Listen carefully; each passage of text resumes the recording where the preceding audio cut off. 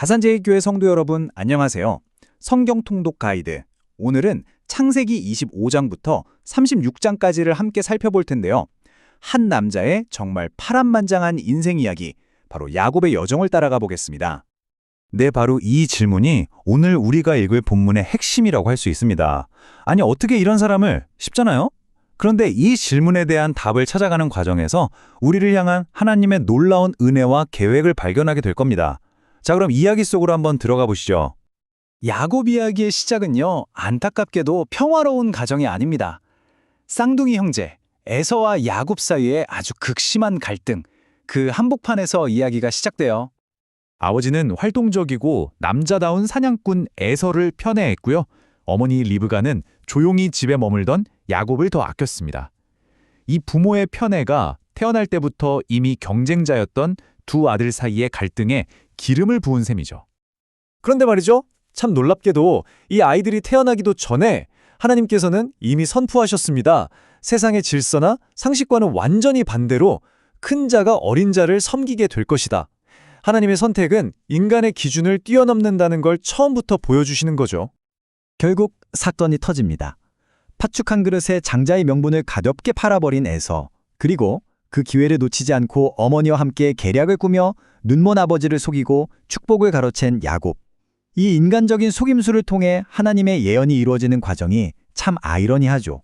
하지만 그 대가는 혹독했습니다. 야곱은 형의 분노를 피해 모든 것을 버리고 도망자 신세가 됩니다. 형을 피해 정처 없이 도망가던 길, 아무 희망도 없이 외롭고 절망적인 상황에서 야곱은 인생의 가장 중요한 전환점을 맞이하게 됩니다. 상상해보세요. 광야에서 혼자 돌베개를 베고 누워있는 그 심정이 어땠을까요? 정말 앞이 캄캄했겠죠. 그런데 바로 그 절망의 한복판으로 하나님께서 직접 찾아오십니다. 꿈속에서 하늘에 닿는 사닥다리를 보게 되죠. 그리고 하나님께서는 할아버지 아브라함, 아버지 이삭에게 하셨던 그 언약을 이제는 도망자 야곱에게 다시 한번 분명하게 약속해 주십니다. 땅과 자손, 그리고 무엇보다 내가 너와 항상 함께하겠다는 임재의 약속을 말이죠. 자, 이렇게 엄청난 약속을 받았으니 이제 야곱의 인생이 좀 풀릴까요? 그렇지가 않습니다. 이제 외삼촌 라반의 집에 도착하는데요. 여기서부터 속이는 자였던 야곱이 반대로 지독하게 속임을 당하는 훈련의 시간이 시작됩니다. 무려 20년입니다. 정말 긴 시간이죠. 사랑하는 아내를 얻기 위해 14년을 일하고 품삯도 제대로 받지 못하고 야곱은 이 시간 동안 끝없이 속고 또 속습니다. 어쩌면 이건 과거 자신의 모습을 돌아보게 하시는 하나님의 특별한 훈련 과정이었을지도 모르겠습니다. 그리고 이 고된 20년 동안 자손에 대한 하나님의 약속도 구체적으로 이루어지기 시작합니다. 물론 그 과정을 들여다보면 아내들의 시기, 질투, 참 복잡하고 인간적으로는 엉망진창처럼 보이기도 하죠. 하지만 이 모든 과정을 통해 하나님께서는 이스라엘 12지파의 기초를 세워가고 계셨습니다. 20년의 세월이 흐르고 드디어 하나님이 야곱에게 고향으로 돌아가라고 하십니다. 하지만 돌아가려면 반드시 넘어야 할 산이 있죠. 바로 20년 전 자신을 죽이려고 했던 형 에서입니다. 야곱은 정말 너무너무 두려웠을 거예요. 아니나 다를까 들려오는 소식이 뭡니까?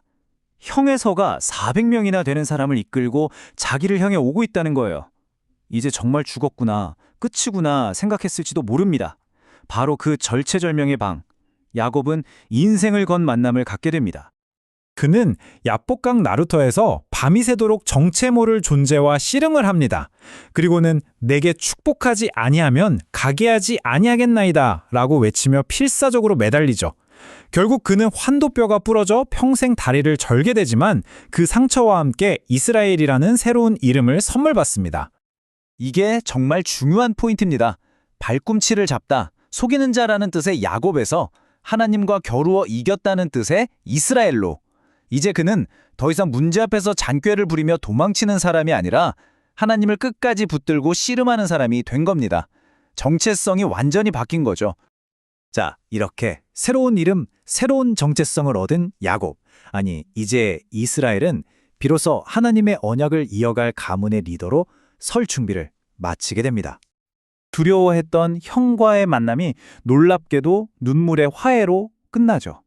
그리고 나서 야곱이 한 일이 뭐냐면 제단을 쌓고 그 이름을 엘로헤 이스라엘이라고 부릅니다. 이게 무슨 뜻이냐면 하나님, 이스라엘의 하나님이라는 거예요. 더 이상 할아버지의 하나님, 아버지의 하나님이 아니라 야복강에서 씨름하며 만난 나의 하나님이라는 개인적인 신앙 고백을 온 세상에 선포하는 겁니다. 자, 이 길고 파란만장한 야곱의 이야기를 통해 우리가 꼭 붙잡아야 할 메시지는 뭘까요? 바로 이겁니다. 하나님의 계획은 우리의 완벽함에 달려있는 게 아니라 그분의 신실하심에 달려있다는 것. 야곱의 전생애가 바로 이 진실에 살아있는 증거가 되어주고 있습니다. 도망자가 족장이 되고 속이는 자가 이스라엘이 되고 두려움에 떨던 자가 한 민족의 아버지가 되는 이 놀라운 역전의 드라마를 보세요. 이번 주 창세기 25장부터 36장까지 읽으시면서 이 질문을 스스로에게 꼭 던져보셨으면 좋겠습니다. 내 인생의 야복강은 어디일까? 나는 지금 무엇을 놓고 하나님과 씨름하고 있는가? 야곱의 이야기는 우리에게 소망을 줍니다.